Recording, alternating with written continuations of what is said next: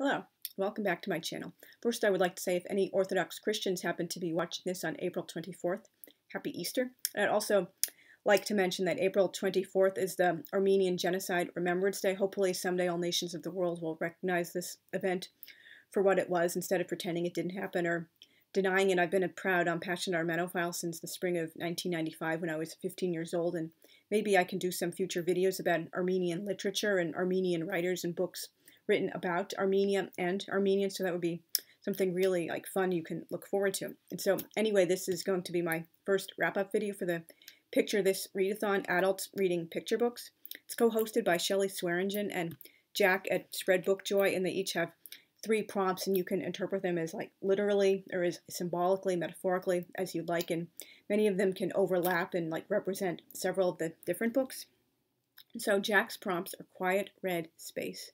Shelley's prompts are Friendship Green Home. And I'm starting with a book I really enjoy, particularly because it's bilingual. The Storytellers Candle, La Velita de los Cuentos by Lucía González and illustrated by Lulu Delacre. It's about a real-life Puerto Rican librarian, and there's now an award named after her for Latino illustrators and authors of children's books. Her name was Pura Belpré. She worked in the New York City Public Library for many years and was very influential in helping to get Latinos into the library and telling them, look, this isn't just for blue-blooded Americans who only speak English. There are lots of resources and books here and programs for people who speak Spanish of all ages. You know, libraries are for everybody, regardless of what language you speak. And it made me want to find out more about this amazing woman. And also, as I mentioned, I would love to read some more bilingual picture books to help me with refreshing my knowledge of Spanish. I studied it for 7 years, but unfortunately haven't been able to use it much, but when I do read it, it tends to all come back very quickly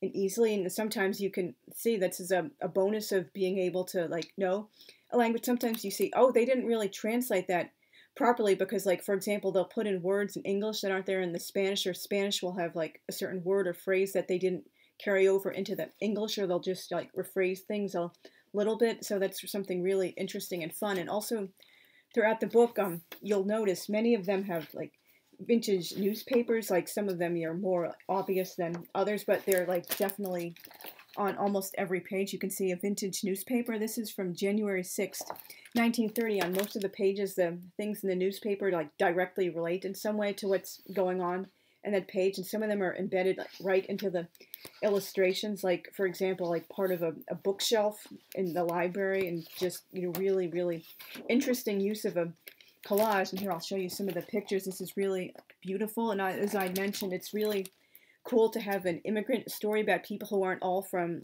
Europe. I mean, I hate to stereotype, but that's unfortunately what most people associate with immigrant stories in the early 20th century, or maybe if you live out west, they'll think about maybe Chinese or Japanese or Korean immigrants, but most people associate New York City immigrant stories in this era with people who originally came from Europe. And also, this isn't set in the Lower East Side either, which many people also kind of have a cliche association with immigrants. This is set in the neighborhood called El Barrio, which was populated by many Puerto Ricans, and I found out it's actually part of Spanish Harlem. It's not its own self-standing neighborhood, but the really cool thing about New York City is that there are many sub-neighborhoods, so there are multiple neighborhoods within a neighborhood, and all these neighborhood boundaries and such intersect. And this is just a really lovely story. I really enjoyed it, particularly because I do love libraries and I love immigrant stories. And again, it was really cool to read something set in New York City in the old days, and to read in both English and Spanish. And this is the synopsis. The winter of 1929 feels especially cold to cousins Ildemar and Santiago. They arrived in New York City from sunny Puerto Rico only months before. Their island home feels very far away indeed, especially with Three Kings Day rapidly approaching. But then a magical thing happened. A visitor appears in their class, a gifted storyteller and librarian by the name of Pura Belpré. She opens the children's eyes to the public library and its potential to be the living, breathing heart of the community.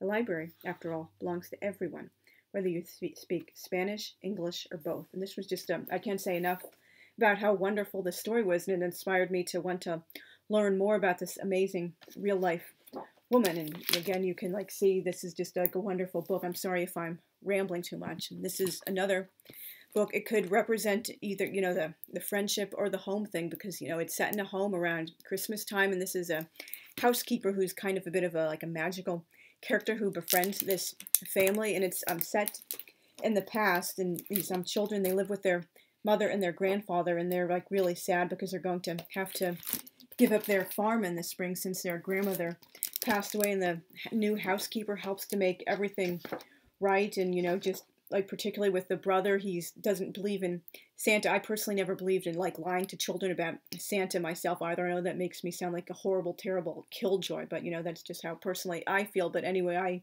guess I kind of agree. It's not right to like say that to a little kid who still believes. I mean, there's like, you know, a boundary you cross. Even if you don't believe in telling the Santa story, you can at least like respect that some little kids believe in him, and like at least don't do anything to like shatter their belief if you're not the parent, or you weren't like told you could do that. And so anyway, she really helps them to believe in the magic of Santa, even the older brother who realizes Santa doesn't exist. And it was just a really lovely, you know, sweet story. Really cute and fun, and you don't have to celebrate Christmas to like Christmas stories. I don't celebrate Christmas myself anymore either, but I still enjoy reading like holiday stories. Oh, and I'm sorry, it's by Patricia Polacco, and if I didn't already mention, it's called Gifts from the Heart. And this is one that could like do the green theme. Monster needs a Christmas tree, because most Christmas trees are green, except in Georgia the Christmas trees are white.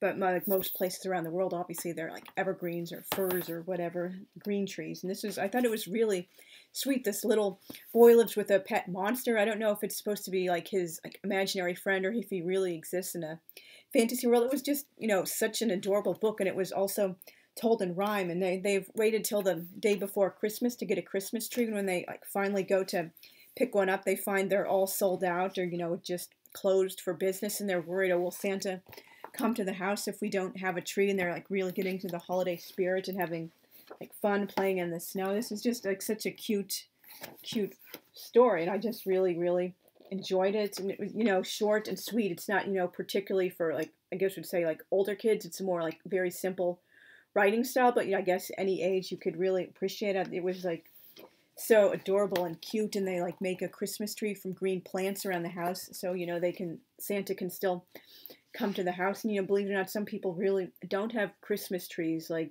on actual Christmas Day. My paternal grandpa's family, they would get their Christmas tree from the garbage dump during the Depression after Christmas, because, you know, their justification was like Orthodox Christmas hasn't come yet, and they were kind of in that, you know, like Eastern Catholic Orthodox tradition, so, you know, it was double justification for getting their Christmas tree after the actual Western Christmas. But, you know, anyway, this is a really cute story, and I really enjoyed it. I'm sorry, I forgot to mention the author of Monster Needs a Christmas Tree.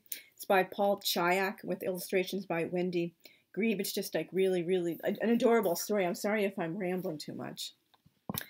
And this is one that could do the green theme, Rainforest Party, Fiesta in El Bosque Tropical by Lorraine Day. And again, I noticed some things that were in Spanish that weren't in English, and vice versa. That's really something fun when you're like reading a bilingual story. And this is about Hector Armando. He's a little armadillo, and he's like worrying he doesn't have a special talent he can bring to the rainforest party, and he's like meeting all of his little animal friends. And there was also like interesting things I noticed in the story. They didn't like translate the names in the same way. Like, for example, one of his friends is called Andre in English, but Andrea in the Spanish. It was like really cute, and particularly noticed it. Oh, he also meets a toucan, and I guess I should show you the illustrations. I'm sorry if this is a very good filming setup. I don't have much control over where I can and can't film.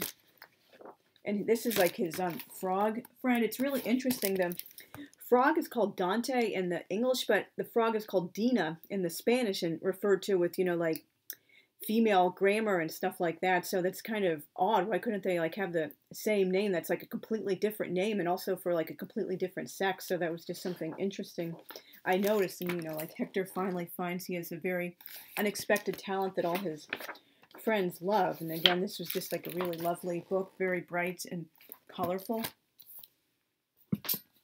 And this also does the green theme, St. Patrick's Day, a leprechaun St. Patrick's Day, and also I guess like home, because some of it takes place in a home. These leprechauns are having fun looking at a family with 11 children celebrating St. Patrick's Day and all sorts of fun Irish traditions. And like, you know, some people, they have this like kind of like stereotyping of the Irish, like, you know, kind of going over the top with vernacular and just like stereotypical like associations with the Irish. Just didn't really do that at all for me. Like, you can see so much green on all of the pages. And I did notice at one point they kind of anglicized the spelling of one of the Irish words. I know Cushla, they spelled it C-U-S-H-L-A, which means, you know, like love or like pulse, because I know one of my characters calls his girlfriend Cushla Macree, which means pulse of my heart, and it's really spelled C-U-I-S-L-E, so they, I guess, anglicized the spelling so children could pronounce it a little easier. So I guess that kind of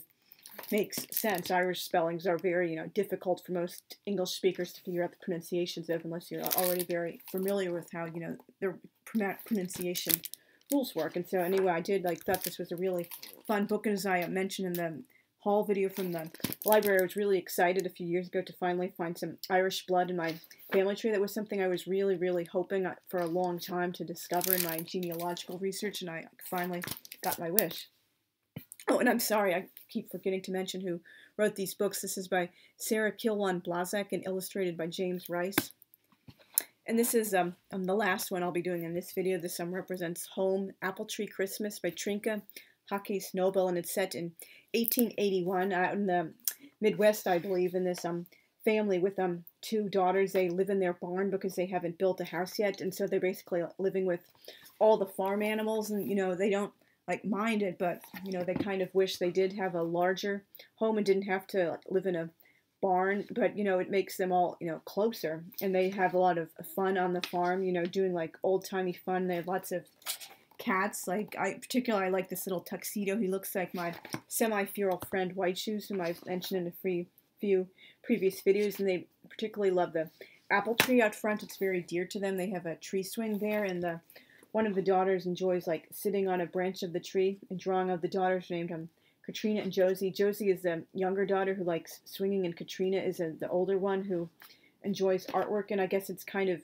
based on the author's own experience of doing her drawing and her father making her a drawing board. And they're very sad when the tree goes down in a huge storm before Christmas, and they're wondering oh, will Christmas really be the same without our apple tree, even though we have wonderful fun things to do regardless, and we have this loving, close-knit family, and just lovely illustrations. I'm sorry if this is a terrible filming setup for showing a book that's so wide, but, you know, I don't have much control over where I can and can't film when I'm not in my own home, unfortunately. But I did really enjoy this story. I would recommend it. Apparently it's a classic of Christmas stories and children's stories.